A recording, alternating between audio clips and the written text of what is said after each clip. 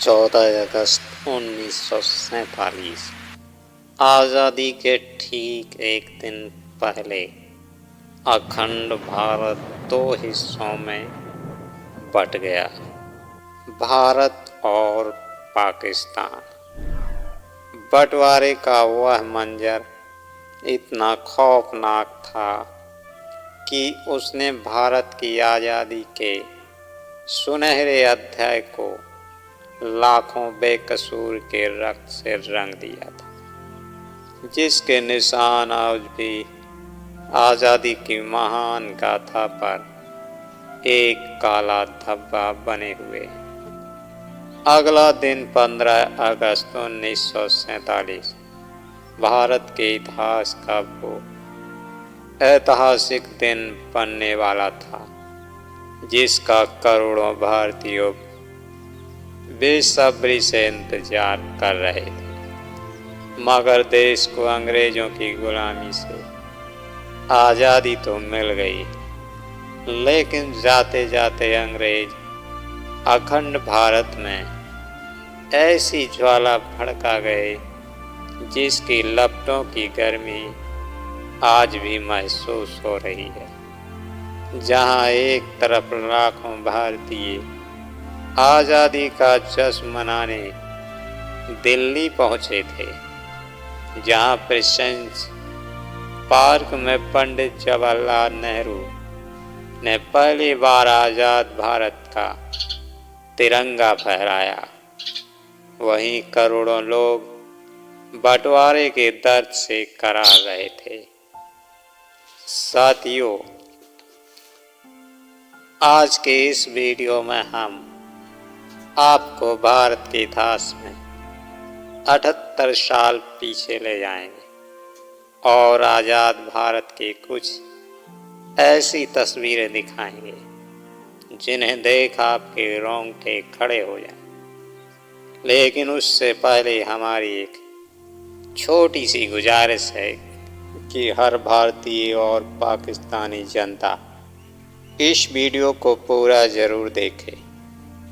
अखंड भारत, जहां हम धर्म के लोग एक साथ मिलकर खुशी से रहा करते थे, जहां वर्ष 1857 में आज़ादी की लड़ाई हिंदू और मुस्लिम दोनों धर्म के क्रांतिकारी एक साथ मिलकर लड़ रहे थे, उसी देश की आवाम में अंग्रेजों ने अगले 90 सालों तक एक दूसरे के खिलाफ ऐसा जहर भर दिया कि हमेशा साथ रहने वाले लोग आज़ादी के दिन एक दूसरे के खून के प्यासे बन चुके थे। साथियों, आज़ादी के वक्त जब देश का बंटवारा हो रहा था, उस समय देश में बारिश का मौसम था। कई इलाकों में पानी अधिक वर्षा से बहने वाली नदियां ओवरफ्लो हो चुकी थी। बाढ़ की वजह से किसानों की फसलें तबाह हो रही थीं। देशवासियों को अपने ही देश में रहने का डर सता रहा था। एक तरफ लाखों हिंदू पाकिस्तान से भारत की तरफ पलायन कर रहे थे, तो दूसरी तरफ लाखों मुस्लिम भारत से पाकिस्तान की तरफ भाग रहे थे। इस वक्त स्क्रीन पर आप दिल्ली से लाहौर जाने वाली ट्रेन की रियल दुर्लभ वीडियो देख रहे हैं। जो लोग ट्रेनों की छत पर बैठकर सफ़र करने पर मजबूर थे और जिन्हें ट्रेन नहीं मिल रही थी, उनमें से कुछ लोग ट्रकों में बैठकर पलायन कर रहे थे। कुछ लोग बैलगाड़ियों का सहारा ले रहे थे, तो कुछ परिवार एक छोटी सी साइकिल पर अपना बचा कुचा सामान लाद कर देश से दूसरे देश की तरफ दौड़े जा रहे थे। जहां एक तरफ करोड़ों लोगों के लिए आज़ादी किसी वरदान से कम नहीं थी, वहीं लाखों लोगों के लिए यह एक अभिशाप बन चुका था। क्योंकि अपना सब कुछ छोड़कर जान बचाते हुए दूसरे देश में भागना किसी काले सपने से कम नहीं है। हालांकि बंटवारे की यह दास्तान तो आज़ादी से कई साल पहले लिखी जा चुकी थी, क्योंकि अंग्रेजों ने देशवासियों में धर्म को लेकर ऐसा जहर भर दिया जिससे कई पॉलिटिकल्स लीडर्स ने तो धर्म के बल पर ही अपनी पार्टीज बना ली थी। जैसे कि मुस्लिम लीग के चीफ मोहम्मद अली जिन्ना ने आज़ादी से कई साल पहले ही ये जद पकड़ ली कि हिंदुस्तान में रहने वाले मुस्लिमों को एक अलग मुल्क दिया जाए, और उनकी इस जिद ने हिंदुस्तान के भाईचारे पर ऐसी चोट मारी जिसके निशान आज भी देखने को मिलते हैं। इस वक्त आप स्क्रीन पर जिन तस्वीरों को देख रहे हैं उस वक्त की हैं जब मोहम्मद अली जिन्ना ने पाकिस्तान के गवर्नर जनरल बनने की शपथ लेकर अपनी जिद पूरी कर की थी और भारत से ही एक अलग मुल्क खड़ा कर दिया था, जिसके बाद वह अपनी पसंदीदा कुर्सी पर विराजमान हुए थे। हालांकि देश में बंटवारे को रोकने के लिए महात्मा गांधी, सरदार वल्लभ भाई पटेल और पंडित जवाहरलाल नेहरू जैसे दिग्गज नेताओं ने मोहम्मद अली जिन्ना को भारत का पहला प्रधानमंत्री बनने का तक का ऑफर दे दिया था। कई इतिहासकार बताते हैं कि बंटवारे की खबर से पंडित जी को काफ़ी बड़ा झटका लगा था।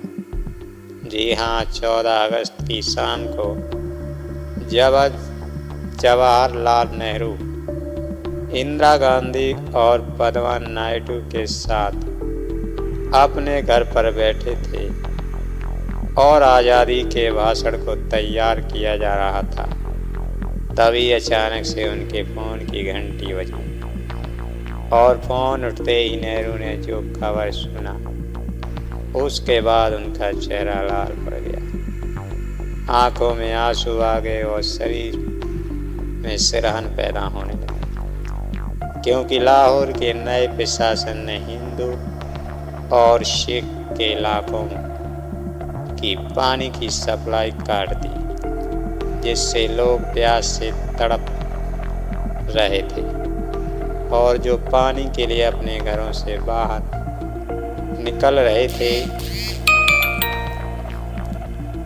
उसे उसी वक्त मार दिया जाता था। यहाँ से शुरू होने वाले दंगे देखते ही देखते पूरे भारत और पाकिस्तान में फैल रहे थे। लोग मरने मारने वालों को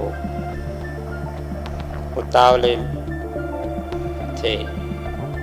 खैर, अपने आप को संभालते हुए 14 अगस्त की रात 11:55 पर नेहरू संसद के सेंट्रल हॉल में भाषण देना शुरू करते हैं।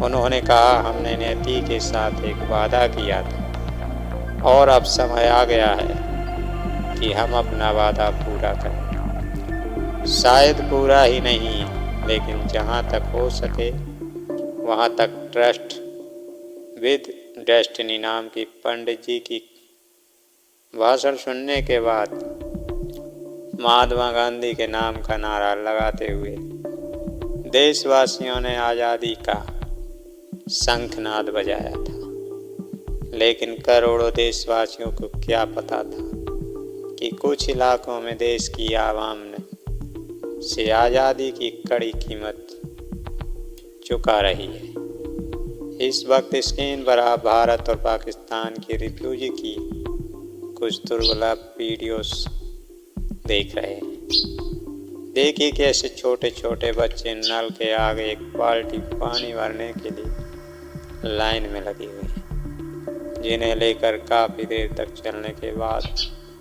उन रिफ्यूजी कैंप्स में पहुंचते हैं, जहां इनके रहने के लिए पक्की छत तक नहीं, बस शाम के लिए कुछ फटे हुए टेंट्स और पेड़ हैं, जहां बैठने की जगह इतनी कम है कि लोग कड़कड़ाती धूप में गर्म जमीन पर बैठकर अपना शरीर जला रहे। बच्चों के पास पहनने के लिए कुछ कपड़े तक नहीं बच्चे 2 दिन से पहले सुख शांति से जीवन व्यतीत करने वाले परिवार आज शरणार्थी बन चुके हैं। महिलाएं हाथ जोड़कर अपने परिवार के लिए खाना और रहने की मांग कर रही हैं।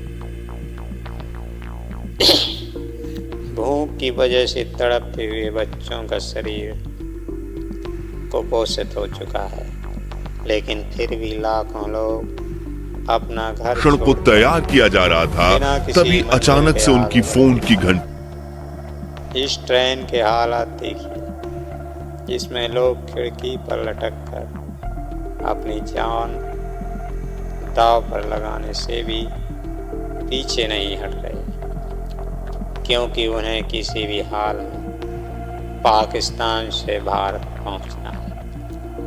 यह तस्वीरें लाहौर की, जहां लोग ट्रेन की पटरियों के पास बैठकर ही खाना पका रहे हैं, ताकि जब ट्रेन आए तो यह जितना हो सके उतनी जल्दी ट्रेन पकड़ सके। यहाँ खड़ी ट्रेन के न सिर्फ ऊपर बल्कि 2 डिब्बों के बीच खाली जगह पर भी लोग खचाखच भरे हुए हैं।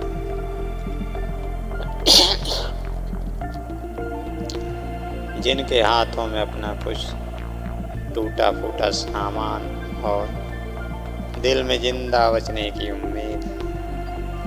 अगली दुर्लभ वीडियो दिल्ली के कुतुब मीनार की, जो 1947 में आज़ाद सदी के वक्त कुछ ऐसा दिखता था। वहीं इसके आसपास के इलाके बिल्कुल बंजर थे, जहां राजाओं के कुछ पुराने टूटे पड़े महलों में खंडर वीडियो में आप देख रहे हैं। वीडियो में देख रहे लोग आज़ादी का जश्न मनाने कुतुब मीनार पहुंचे हैं। आज़ादी के वक्त दिल्ली में जश्न का माहौल था। यह फुटेज लाल किले की है, जहां पर 16 अगस्त 1947 के दिन लाखों लोग प्रधानमंत्री जवाहरलाल नेहरू को देश का तिरंगा फहराते हुए देखते हैं। हालांकि 250 सालों तक गुलामी की जंजीरों में बंद कर रखने के बावजूद 1947 में जब अंग्रेजों ने भारत को आज़ादी दी, तब उन्हें खुद पर इतना गर्व था कि वह सर ऊंचा करके बैंड बाजे के साथ और परेड के साथ भारत छोड़कर जा रहे थे। ये उसी दौर की एक रियर फुटेज है, जिसमें आप देख सकते हैं कि मार्च 1947 में जब अर्ल लुइस माउंटबेटन और उनकी बीवी एडविना दिल्ली में आई थी, तो कैसी शानदार परेड निकाली गई थी, जिसके बाद आने वाले महीनों में अंग्रेज़ों ने जवाहरलाल नेहरू और मोहम्मद अली जिन्ना की कई मीटिंग्स करवाई, जिसमें जवाहरलाल नेहरू ने बिल्कुल पास बैठे लुइस माउंटबेटन ने ही अगस्त में भारत को आज़ादी देने की बात रखी थी। साथ ही यहीं पर देश को 2 टुकड़े में बांटने का निर्णय लिया गया था, जिसमें शांति से भारत को आज़ादी दी जा सके। लेकिन असल में चारों ओर इसके बारे में सोचकर हमारी रूह कांप जाती है।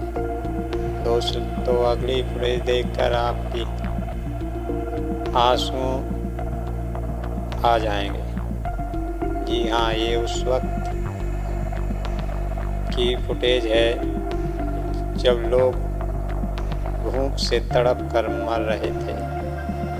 हाथ में थाली लिए रिफ्यूजी कैंप में हमारे देशवासी 2 मुट्ठी खाने के लिए लंबी कतारों में लगे। जब उन्हें खाना मिल रहा था तो उनके चेहरों पर जो मुस्कुराहट दिख रही थी, न वो देख मेरे आंखों में आंसू आ गए। लेकिन यह कहना गलत नहीं होगा कि महात्मा गांधी, पंडित जवाहरलाल नेहरू, सरदार वल्लभ भाई पटेल, लाल बहादुर शास्त्री, डॉक्टर भीमराव अम्बेडकर और कई महान नेताओं ने इतने मुश्किल हालात में भी देश को संभाला और आज हम भारतीय ब्रिटेन से कई गुना आगे निकल चुके हैं। खैर, आपको यह जानकर हैरानी होगी कि इस बंटवारे में करीब 2 करोड़ लोगों ने अपना देश छोड़ा और 10 से 15 लाख बेकसूरों की जान गई थी। मगर यहाँ अफसोस की बात यह है कि ब्रिटिशर्स ने हम भारतीयों के साथ इतने घिनौने जुर्म किए जो भारत के इतिहास में खून के लाल अक्षरों से दर्ज हैं, लेकिन फिर भी उन्हें बारातियों की तरह विदा किया गया। जी हाँ, 27 अगस्त 1948 के दिन जब ब्रिटिशर्स की आखिरी टोली हमारा देश छोड़कर जा रही थी तो उन्हें बैंड बाजे के साथ विदा किया गया। देखिए कैसे यह अंग्रेज की आखिरी टुकड़ी मुंबई से अपनी बोट में सवार होकर ब्रिटेन का तिरंगा लहराते हुए शान से जा रही है। यही हम भारतीयों के अच्छे संस्कार हैं।